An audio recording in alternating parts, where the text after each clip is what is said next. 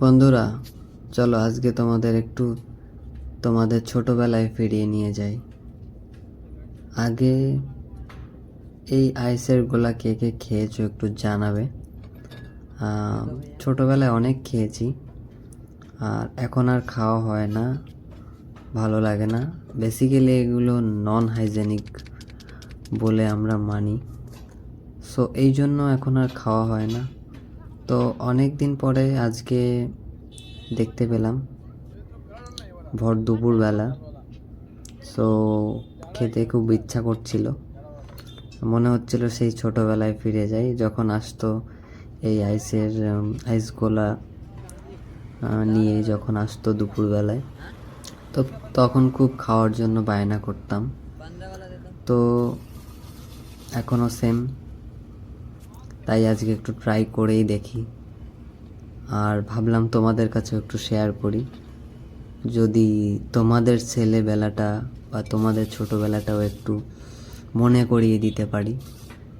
তাই আর কি তোমাদের সাথে ভিডিওটা শেয়ার করলাম। আশা করি তোমাদের ভালো লাগবে ভিডিওটা দেখে। একটু জানাবে কার কার ছোটোবেলার কথা মনে পড়লো, একটু বলবে কমেন্ট করে সবাই।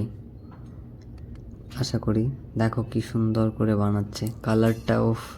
কিন্তু এই কালারটাই হচ্ছে নন হাইজেনিক।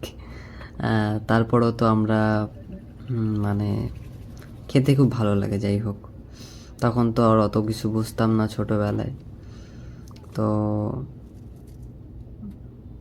তাই দেখা যাক কেমন হয়। আসো, তোমাদেরও জন্য রয়েছে, সবাই মিলে একসাথে ট্রাই করি। হ্যাঁ, দেখো কি সুন্দর কালার দেখাচ্ছে, একদম রেড কালার, ক্যা বাত হ্যায়। আশা করি অনেকেরই এখন সেই ছোটোবেলার কথা মনে পড়ে গেছে। যাদের যাদের মনে পড়েছে একটু জানাবে কিন্তু আমাকে অবশ্যই।